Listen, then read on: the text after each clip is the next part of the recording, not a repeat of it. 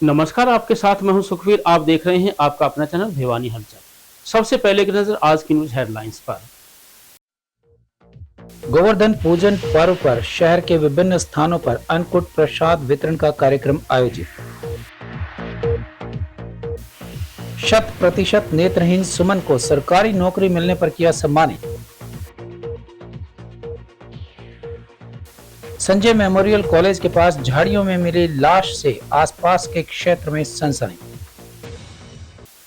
अब खबरें विस्तार से। भिवानी शहर में गोवर्धन के अवसर पर अन्नकूट प्रसाद वितरण किया गया। राजपूत धर्मशाला में आयोजित कार्यक्रम में सांसद धर्मवीर सिंह ने कहा कि अन्नकूट का असल मकसद एकता की ताकत को बढ़ाना है। उन्होंने कहा कि यदि हम मिलजुल कर भोजन करते हैं तो इससे सामाजिक एकता और भाईचारा बढ़ता है। वहीं विधायक घनश्याम सर्राफ ने कहा कि भगवान श्री कृष्ण ने इंद्र के प्रकोप से गोकुल वासियों व गोकुल की गायों को गोवर्धन पर्वत को उंगली पर उठाकर उसके नीचे आसीत किया था। जोड़ी हनुमान धाम मंदिर में महंत चरणदास महाराज के सानिध्य में युवा कांग्रेस के राष्ट्रीय सचिव धीरज सिंह ने अन्नकूट प्रसाद वितरण करते हुए कहा कि इस त्योहार से हमें आपसी भाईचारा बढ़ाने का अवसर मिलता है। वहीं इस अवसर पर संतोषी माता मंदिर में सुरेंद्र लोहिया के द्वारा, बीटीएम चौक स्थित बुआनीवाला बगीचे में पवन बुआनीवाला के द्वारा और बीटीएम चौक के श्याम मंदिर में नरोत्तम बागड़ी के द्वारा अन्नकूट प्रसाद वितरण का आयोजन किया गया। इन आयोजनों में शहर के प्रतिष्ठित व्यक्तियों ने भाग लिया और आपसी भाईचारे को बढ़ाने का संदेश दिया। गोवर्धन पर्व पर भिवानी शहर के विभिन्न स्थानों पर अन्नकूट वितरण कार्यक्रम का आयोजन किया गया। विधायक घनश्याम सर्राफ द्वारा राजपूत धर्मशाला में आयोजित अन्नकूट प्रसाद वितरण कार्यक्रम में सांसद धर्मवीर सिंह पहुंचे। इस मौके पर उन्होंने कहा कि अन्नकूट का असली मकसद एकता और ताकत को बताना है। उन्होंने कहा कि अन्नकूट जैसे कार्यक्रम में यह शपथ दिलानी चाहिए कि एक दिन नहीं बल्कि वर्ष भर एक साथ मिलकर भोज करेंगे तथा सामाजिक एकता को मजबूती देंगे। वहीं आयोजक विधायक घनश्याम सर्राफ ने कहा कि इस दिन भगवान श्री कृष्ण ने इंद्र के प्रकोप से ब्रजवासियों को गोवर्धन पर्वत उंगली पर उठाकर उसके नीचे आश्रय दिया था। इसी गोवर्धन पर्वत की हर साल पूजा और अर्चना की जाती है। इसी अवसर पर अन्नकूट प्रसाद वितरण का कार्यक्रम किया जाता है। ठीक दिवाली के बाद ये सारे देश में इस प्रकार का ये त्योहार को हम मनाते हैं, गोवर्धन पूजा को। और अन्नकूट का असली मकसद यही है कि हम मिलजुल के रहें, मिलजुल कर एक भोजन जब एक जगह हम करते हैं तो हमारा भाईचारा और मजबूत रहे। बल्कि मैं तो प्रार्थना करूंगा, क्योंकि हमने कई जगह जाना है, कि यहाँ ओथ भी दिलवाई जाए। जिस प्रकार आप इस अन्नकूट के ऊपर इकट्ठे होकर खाना खाते हो, हम हमारे अड़ोसी पड़ोसी से भी इसी प्रकार भाईचारा बना के चलें। पॉलिटिकल तौर पे क्या कहेंगे? जिस प्रकार नहीं बनी, बल्कि तो रिपीट हुई है तीसरी बार। जो रफ्तार पहले थी उससे ज़्यादा तेज़ रफ्तार से चलेगी, केंद्र और प्रांत दोनों से। भिवानी वासियों को गोवर्धन पूजा की हार्दिक शुभकामना देता हूँ। गोवर्धन पूजा हिंदू धर्म का एक ऐसा पर्व है जो अपने आप में विशेष महत्व रखता है।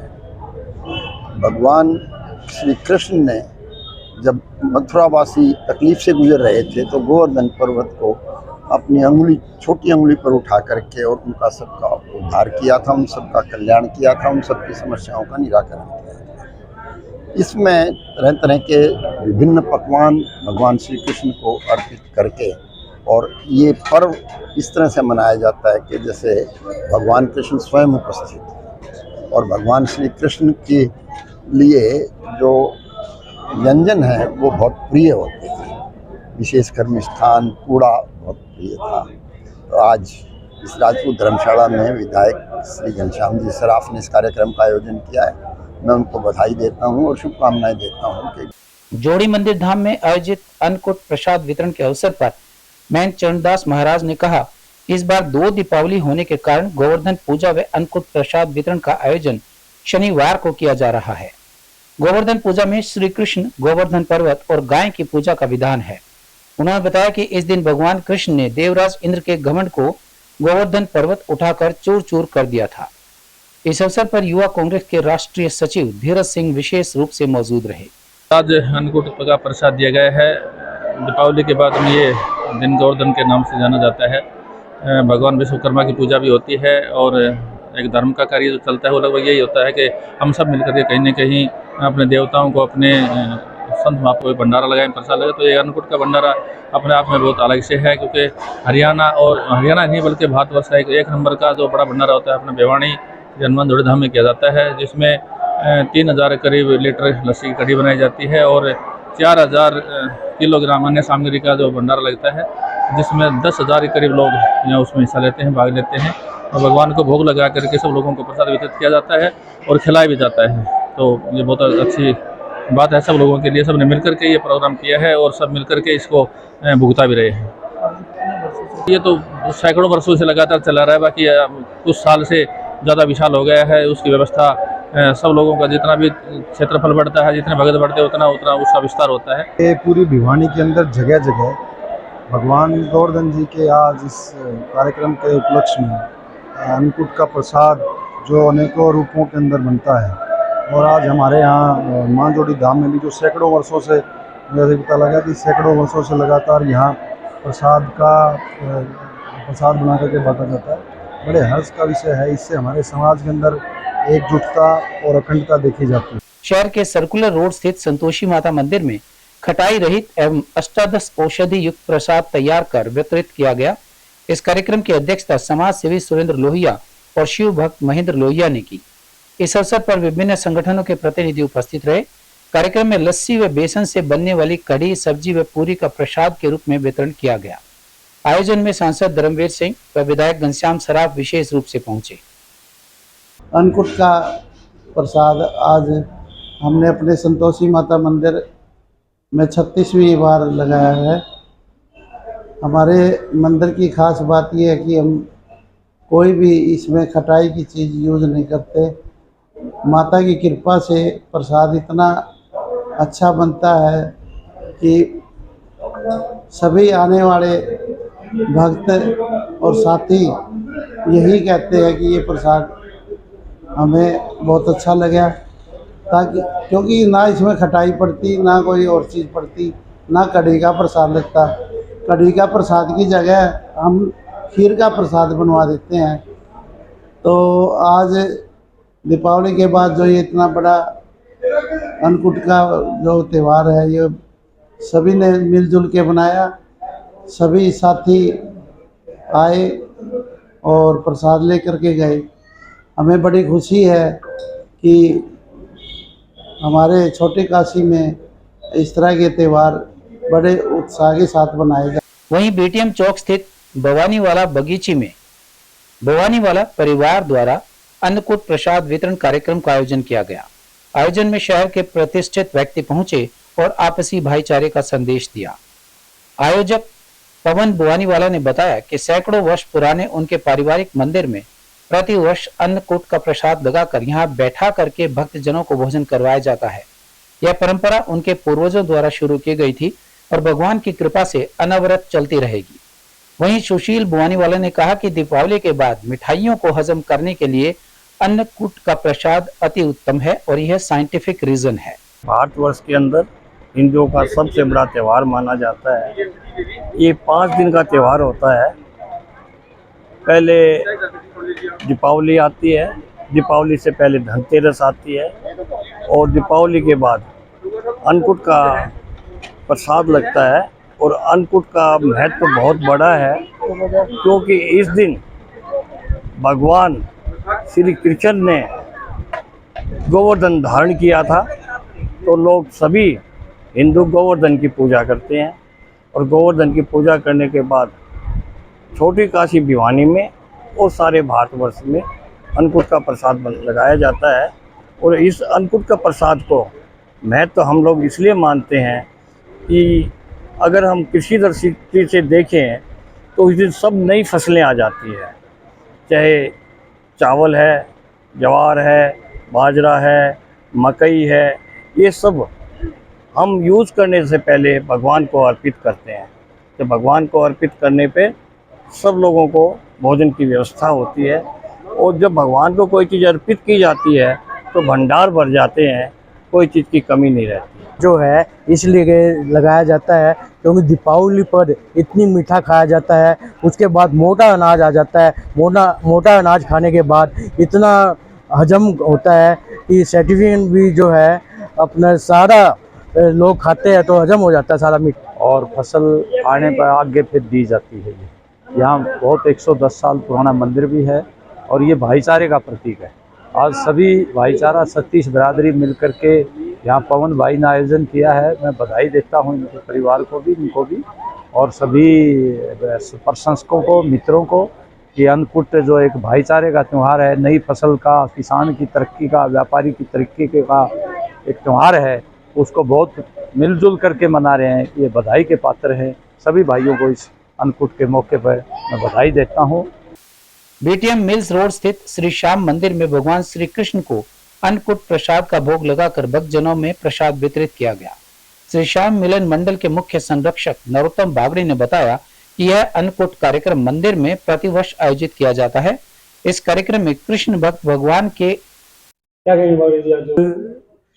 गोवर्धन पूजा का जो कार्यक्रम है वो श्री श्याम मंदिर में प्रातःकाल से ही किया गया है।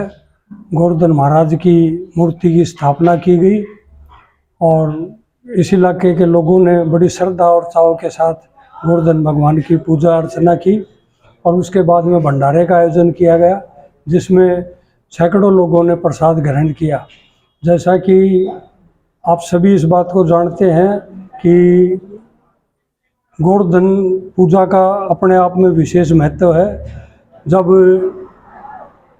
मथुरा वृंदावन के लोगों के ऊपर संकट आया था और बड़ी भारी बारिश हुई थी, उस वक्त भगवान कृष्ण ने अपनी उंगली पर पर्वत उठा करके और वहाँ के निवासियों को बचाने का काम किया। और उसी खुशी के अंदर हर वर्ष गोवर्धन जी की परिक्रमा करके, गोवर्धन जी की पूजा करके इस पर्व को मनाया जाता है। ये दिवाली के 5 दिवसीय पर्व जो हम मनाते हैं उनमें से एक पर्व है और श्री श्याम मंदिर चिरंजीव कॉलोनी भिवानी हर साल ही इस किस्म के आयोजन समय समय पर करते। भिवानी कॉस्मेटिक एसोसिएशन ने दिव्यांग बहनों के साथ भैया दूज का पर्व मनाकर यह साबित कर दिया है कि दिव्यांग सदस्यों को समाज में पूरा सम्मान दिया जाता है। इस बारे में अभिषेक बंसल ने बताया कि नेत्रहीन बच्चों के साथ त्योहार मनाना मानसिक और भावनात्मक विकास को बढ़ावा देना है। उन्होंने कहा कि उनका उद्देश्य दिव्यांगजनों को परिवार एवं समाज के साथ जोड़ने से है। इस मौके पर एसोसिएशन के द्वारा ग्रुप डी में चयनित हुई 100% नेत्रहीन बहन सुमन को सम्मानित किया गया। कॉस्मेटिक एसोसिएशन ने ग्रुप डी में चयनित हुई 100% नेत्रहीन युवती सुमन को सम्मानित कर समाज के अन्य लोगों के लिए उसे प्रेरणा बताया। कॉस्मेटिक एसोसिएशन के जिला प्रधान अभिषेक बंसल ने कहा कि नेत्रहीन बच्चों की उपलब्धियां समाज के लिए वास्तव में प्रेरणादायक होती हैं।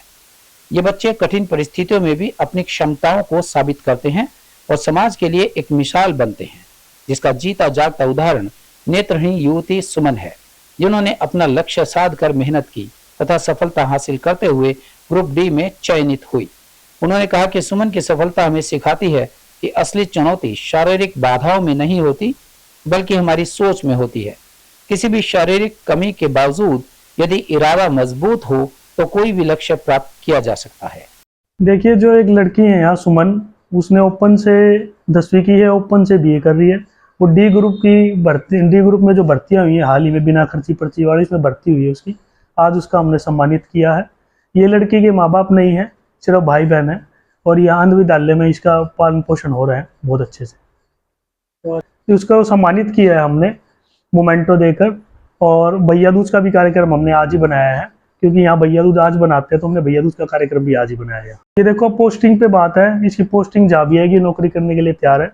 बच्ची बहुत होशियार है, क्योंकि इसने 10वीं में भी अच्छे मार्क प्राप्त किए हैं और बीए जो कर रही है फर्स्ट ईयर में भी अच्छे मार्क आए इसके। अब डी ग्रुप में जहाँ भी पोस्टिंग होगी वह नौकरी करने के लिए बाध्य है। बैंक कॉलोनी में संजय कॉलेज के निकट वार्ड नंबर 11 में उस समय सनसनी फैल गई जब एक अज्ञात व्यक्ति का शव झाड़ियों में मिला। मौके पर पहुंचे डीएसपी अनूप ने बताया कि शव को कब्जे में लेकर पोस्टमार्टम के लिए सामान्य अस्पताल में पहुंचा दिया गया है। बहरहाल शव की पहचान नहीं हो पाई है। पुलिस छानबीन में लगी हुई है। Kot road Sanjay memorial college के समीप नगर परिषद की सुनसान जगह पर झाड़ियों में शनिवार सुबह पुलिस को अज्ञात व्यक्ति का शव बरामद हुआ। माना जा रहा है कि मृतक की कथित हत्या के बाद शव को खुर्द-बुर्द करने के लिए यहां फेंका गया होगा। डीएसपी अनूप चौधरी ने बताया कि फिलहाल औद्योगिक पुलिस थाना में ब्लाइंड मर्डर मामले में अज्ञात के खिलाफ हत्या का केस दर्ज हुआ है। वहीं करीबन 50 वर्षीय मृतक की पहचान करने में पुलिस जुटी है। औद्योगिक पुलिस थाना में बैंक कॉलोनी निवासी एक व्यक्ति ने शनिवार सुबह Kot road Sanjay memorial college के समीप सुनसान जगह झाड़ियों में एक शव पड़ा होने की सूचना दी। सूचना के बाद पुलिस की टीम मौके पर पहुंची। पुलिस की प्रारंभिक जांच में मामला हत्या और शव खुर्द-बुर्द करने का मिला तो विस्तृत जांच के लिए डॉग स्क्वाड टीम और क्राइम सीन टीम को मौके पर बुलाया गया, जिसके बाद दोनों टीम्स ने वारदात स्थल को खंगाला। शव को पुलिस नागरिक अस्पताल लेकर पहुंची। आज अभी आधा घंटा पहले सूचना मिली थी हमारे एसएचओ इंडस्ट्रीज एरिया से भी ऐसे करके कोंटगांव जो रोड है उसके ऊपर एक जो ये बनी है इसके अंदर कोई अननोन संजय कॉलेज के पास अननोन बॉडी मिली है। तो उस पे मौके पे मैं आया हूँ। तो यहाँ पे राहगीर है और लोग हैं, उनसे बात की, वे कोई पहचानते हो, तभी तक किस चीज़ की पहचान नहीं हो पाई। ये तो बाद में पता लगेगा। अभी इसकी सीन ऑफ क्राइम टीम आ चुकी है हमारी, सारा करके बॉडी पोस्टमार्टम है, उसके बाद में साइबर भी आ चुकी है। तो हम लग रहे हैं इसमें, जैसे भी कोई सूचना होगी आपको देंगे। हैं खाने की चीज़ भी मिली है, तो इसका मतलब तो उम्मीद ही कर सकते हैं भी 2-3 आदमी थे वहाँ पे। इन्वेस्टिगेशन का पार्ट है, आगे जो भी आगे आएगा तो उसमें। और अब चलते चलते भैया दूज का त्योहार भाई बहन के अटूट प्रेम का प्रतीक माना जाता है। धार्मिक मान्यताओं के अनुसार भाई दूज के दिन यमुना ने अपने भाई यम को भोजन कराया था। पौराणिक मान्यता के अनुसार जो भी व्यक्ति इस दिन यमुना में स्नान करके यम की पूजा करेगा तो उसे यमलोक में नहीं जाना पड़ेगा। 5 दिन के दीपोत्सव की शुरुआत धनतेरस के साथ होती है। इस बार दीपावली का पर्व 5 दिन का नहीं बल्कि 6 दिन का रहा। इसकी वजह है कार्तिक अमावस्या का 2 दिन पड़ना, जिस कारण दीपावली 1 नहीं बल्कि 2 दिन मनाई। दीपोत्सव पर्व का समापन भैया दूज पर होता है। अमावस्या की तिथि के कारण दिवाली मनाने को लेकर काफी भ्रम की स्थिति रही। जहां दीपावली का पर्व 2 दिन मनाया गया, वहीं अब दिवाली के बाद आने वाले पर्व जैसे गोवर्धन पूजा और भाई दूज की तारीख को लेकर कंफ्यूजन बन गया। ऐसे में लोग असमंजस में पड़ रहे हैं कि भैया दूज कब मनाया जाएगा। भैया दूज पूजा का समय 3 नवंबर सुबह 11:45 से लेकर 1:30 तक रहेगा। भाई दूज पर तिलक लगाने का समय 3 नवंबर की दोपहर 1:10 से दोपहर 3:22 तक है। ऐसे में 3 नवंबर को भाई को तिलक करने के लिए 2 घंटे और 12 मिनट का शुभ मुहूर्त मिल रहा है। अगर बहनें भाई दूज के दिन शुभ मुहूर्त में भाइयों को तिलक करती हैं तो भाइयों की उम्र लंबी होती है और भाई बहन दोनों के जीवन में सुख समृद्धि का वास होता है। साथ ही भाई बहन के रिश्ते में मधुरता आती है।